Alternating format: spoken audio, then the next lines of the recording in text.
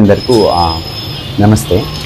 ఈరోజు మనం కలిసింది ఏమంటే యూజువలీ మనము ఒక స్టెంటింగ్ చేసినప్పుడు మనము కాంట్రాస్ట్ అనేది వాడాల్సి ఉంటుంది. ఈ ఒక పేషెంట్ 65 వయస్సు మహిళ. ఆ పేషెంట్ ఛాతిలో బరువుగా ఉంది సార్, నడిస్తే గస ఉంది అని వచ్చారు. ఆల్రెడీ కిడ్నీ ఫెయిల్యూర్ 5 years నుంచి ఉండేది, అంటే 3.5 క్రియాటినిన్ ఉండేది.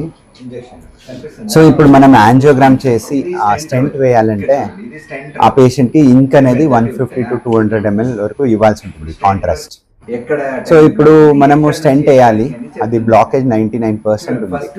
ఇప్పుడు స్టెంట్ వేస్తే కిడ్నీ ఫెయిల్యూర్ అయ్యి మళ్ళీ డయాలసిస్ అనేది అవసరపడే ఛాన్సెస్ 50 నుంచి 60% ఉంటుంది. సో ఇప్పుడు మనము స్టెంట్ వేస్తున్నప్పుడు కొన్ని చర్యలు తీసుకోవాలా, అదన్నీ తీసుకొని ఈ పేషెంట్కి మనము 10 ml to 15 ml కాంట్రాస్ట్లోనే స్టెంటింగ్ చేసేసాము. స్టెంటింగ్ చేసి ఇప్పుడు 2 days అయింది. క్రియాటినిన్ అంతే కాన్స్టెంట్గా 2.8 2.9లో, అంటే మనం స్టెంట్ వేసే ముందు ఎంత ఉండేనో అంతే క్రియాటినిన్ ఉంది. సో ఇప్పుడు డయాలసిస్ లేదు, ఏమీ అవసరం లేదు, పేషెంట్ హ్యాపీగా డిశ్చార్జ్ అయిపోతుంది. రెండోది, దీంట్లో మనము ఐవస్ అనేది యూజ్ చేసాము, ఇంట్రావాస్కులర్ అల్ట్రాసౌండ్ అంటాము. దీంట్లో ఫస్ట్ మనము చూసుకోవచ్చు ఆ రక్తనాళం సైజ్ ఎంత ఉంది అని చూసుకొని ఫస్ట్ ఒక ఇంజెక్షన్ తీసుకున్నాము. 90% బ్లాక్ ఉంటే స్టెంట్ ఎంత సైజ్ కావాలి, కరెక్ట్గా స్టెంట్ అదుక్కుందా లేదా అని చూసుకొని మళ్ళీ స్టెంట్ వేసేసి మళ్ళీ బలూన్ చేసి లాస్ట్కి ఒక షూట్ తీసుకొని వచ్చేసాము. అంటే అక్కడ 10 to 15 ml ఇంక్లో యూజువల్లీ యాంజియోగ్రామ్కి 25-30 ml అవుతాయి. మనం స్టెంట్ని ఒక 15-20 ml కాంట్రాస్ట్లో ఫినిష్ చేసుకొని రాగలిగాము. పేషెంట్ కూడా హ్యాపీగా డిశ్చార్జ్ అయిపోయారు. Thank you. కలిపి అదే ఇది ఐవస్తో మనము నిన్ననే 3 పేషెంట్స్కి చేసాము. ఒక పేషెంట్కి లెఫ్ట్ మైన్ ఆర్టరీ నుంచి ఎల్ఏడి, ఇంకో పేషెంట్కి లెఫ్ట్ మైన్ నుంచి ఎల్ఏడి, ఇంకోటి వెరీ లో కాంట్రాస్ట్ యాంజియోప్లాస్టీ. ఇది మన శ్రీశ్వర హాస్పిటల్లోనే చేయగలిగాము. మనము రెగ్యులర్గా చేస్తున్నాము IVUS guided left main coronary artery stentings అన్నీ చేస్తున్నాము.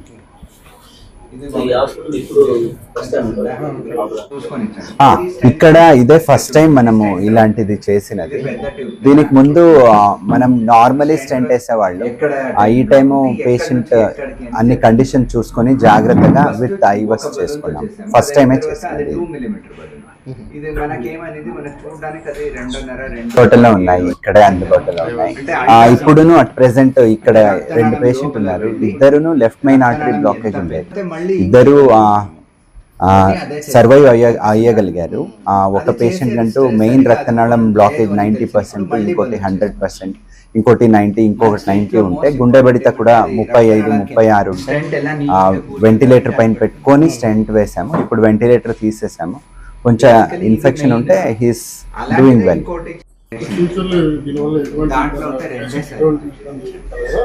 అది contrast usually with in 48 hours contrast induced nephropathy అంటే కిడ్నీ ఫెయిల్యూర్ వచ్చే ఛాన్సెస్ ఉంటుంది. ఈ పేషెంట్కి 48 hours అయితే కూడా ఏ రకమైన కిడ్నీ ప్రాబ్లం రాలేదు. ప్లస్ అది ఐవస్ గైడెడ్ వల్ల మనకు స్టెంట్ ఎలా కూర్చుంది అని తెలుస్తుంది. దానివల్ల మళ్ళీ స్టెంట్ బ్లాకేజ్ అనే ఛాన్సెస్ ఉండదు, చాలా తక్కువ ఛాన్సెస్ ఉంటుంది. యూజువలీ ఐవస్ ఇవన్నీ అల్ట్రాసౌండ్ అంటాం కదా, స్టెంట్ ఎలా కూర్చుంది అని తెలిసినప్పుడు మళ్ళీ స్టెంట్ మూసుకునే ఛాన్సెస్ చాలా చాలా తక్కువ ఉంటాయి. మీరు విన్నుంటారు, స్టెంట్ అయ్యింది మళ్ళీ ఇమీడియట్గా మూసుకోండి with in 10 days 20 days 1 month అని. దీనివల్ల అలాంటిది మూసుకునే ఛాన్సెస్ తక్కువ అవుతుంది. ప్లస్ ఇంకొకటి ఏమంటే కాంప్లెక్స్ స్టెంట్స్ ఉంటాయి, అంటే లెఫ్ట్ మెయిన్ రక్తనాళం బ్లాక్ ఉంటుంది, బైపాస్ అవసరం ఉంటుంది. లెఫ్ట్ మెయిన్తో పాటు ఇంకో మెయిన్ రక్తనాళం బ్లాక్ ఉంటుంది. అలాంటి టైంలో మనము ఇది చేసుకునే వల్ల మనకు అది సైజ్ ఎంత ఉంది రక్తనాళము అంటే మనకు చూసినప్పుడు అది 3 mm అనిపిస్తుంది. మనం అన్ని చేసినప్పుడు అది 5 mm 5.5 mm రక్తనాళం ఒకటి. ఇదన్నీ చూసుకొని కరెక్ట్గా చేసుకునే వల్ల స్టెంట్ బ్లాకేజ్ అనేది ఛాన్సెస్ చాలా తక్కువ ఉంటాయి. చూడండి, మెయిన్ అందరికీ అంటే ఇప్పుడు 100 మంది హాస్పిటల్కి వస్తే 90 మంది నుంచి 95 మందికి ముంజాగ్రత్తగానే లక్షణాలు ఉంటాయి. మనకి ఏమీ లేదు అనుకునే వాళ్ళే మేజర్ హార్ట్ అటాక్తో వచ్చాయి. ఫర్ ఎగ్జాంపుల్ మీలో కూడా నన్ను కొంతమంది కలుసున్నారు ముందే.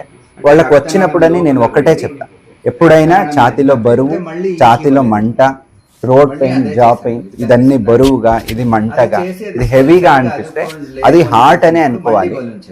హార్ట్ కాదు, మీరు ఈసీజీ చేసాము నార్మల్ ఉంది అంటే కూడా మళ్ళీ వెయిట్ చేసే చూపించుకోవాలి. ప్లస్ నడిచినప్పుడు ఆయాసము, నడిచినప్పుడు ఛాతిలో బరువు, మంట, భుజాల నొప్పి, వీపు సంధిలో నొప్పి, చేతుల్లో నొప్పి వస్తే ఎప్పుడునూ గ్యాస్ట్రైటిస్ ఇదేది లేదు, ఇదేమీ లేదు అనుకునే వాళ్ళకే మేజర్ హార్ట్ అటాక్ వచ్చి హాస్పిటల్కి వస్తారు. ఇప్పుడు నేను చెప్పిన 3-4 మీకు పేషెంట్స్ చెప్పాను కదా, దాంట్లో ఇద్దరికి హార్ట్ అటాక్ అవ్వలేదు. ఇద్దరును, ఒక్కరు ఇక్కడ నుంచి ఇలా మంట వచ్చింది సార్ అన్నారు, ఇంకొకరు షుగర్ ఉంది సార్, నాకు నడిస్తే నాకు గస వస్తుంది, నాకు ఒకలా బరువుగా ఉంది అని చెప్పారు. సో అది కామన్ సిమ్టమ్స్. జనాల్లో దాన్ని గ్యాస్ట్రైటిస్ అనుకునేది, ఆ గ్యాస్ట్రైటిస్ అనుకొని చూసుకునేది, అది చేస్తారు వల్ల మేజర్ హార్ట్ అటాక్ వచ్చి బీపీ తగ్గి అప్పుడు ప్రాణాపాయం అయ్యే రిస్క్ ఉంది. సో ముందే తెలుసుంటుంది, చాలామందికి ముందే తెలుసుంటుంది, చాలామంది ఇగ్నోర్ చేస్తుంటారు. నాకు ఇదేం లేదు గ్యాస్ట్రైటిస్, ఏం లేదులే, నాకేం లేదు, నాకేం అవ్వదు అని అనుకుంటారు. అది హార్ట్ వచ్చినప్పుడు సడన్గా వాళ్ళకి ప్రమాదం అవుతుంది, సడన్గా పడిపోతారు. కింద ఒక పేషెంట్ ఉన్నారు, హార్ట్ బీట్ నార్మలే ఉండే పేషెంట్, నార్మల్గా వచ్చాడు. నా రూమ్ నుంచి నేను క్యాజువాలిటీలో వెళ్ళి ట్యాబ్లెట్ తీసుకోండి అన్నాను, అక్కడ వెళ్ళి పడిపోయాడు. నేను పరిగెత్తుకొని వెళ్ళి కరెంట్ షాక్ ఇస్తే ఆయన లేచాడు. అదే ఆయన హాస్పిటల్లో పడే బదులు ఇంటి దగ్గరనో జస్ట్ హాస్పిటల్ బయట పడిపోయి ఉంటే కూడా 5 నిమిషాలు అయ్యిండేది, వచ్చి కరెంట్ షాక్ ఇచ్చే లోపల, అంత లోపల ప్రాణాపాయం అవుతుంది. సో ఛాతీలో ప్రెస్ చేసేది ఒకటే కాదు, ఇంపార్టెంట్ కూడా, మనం ప్రెస్ చేయాలి, అది కరెక్ట్. సడన్ గా పడిపోయే వాళ్ళు యూజువల్ గా వెంట్రిక్యులర్ టాకికార్డియా అనేది హార్ట్ అటాక్ అనేవాళ్ళు, దానివల్లే ప్రాణాపాయం అవుతుంది. అప్పుడు ముందు కరెంట్ షాక్ ఇవ్వాలి, లేదా గుండె బడిత చూసి తక్కువ ఉంటే ఇంజెక్షన్ ఇవ్వాలి. అల్ట్రాసౌండ్ రక్తనాళం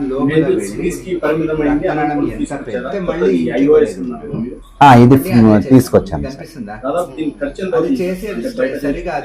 అంటే బయట చేసుకుంటే 2 lakhs అంటే ఓన్లీ ఐవస్ ప్రొసీజర్ కి 1.5 to 2 lakhs అవుతుంది. మనకు 90,000 వచ్చింది అది ఇన్స్ట్రుమెంట్, మేము 90,000కే చేసాం. స్టెంట్ అన్ని వదిలేసి ఆ ఇన్స్ట్రుమెంట్ అనేది మనకు 89,000 వచ్చింది, మేము 90,000కే చేసాం. అంటే ఏమీ తీసుకోలేదు మేము దానికి ఎక్స్ట్రా ఛార్జెస్.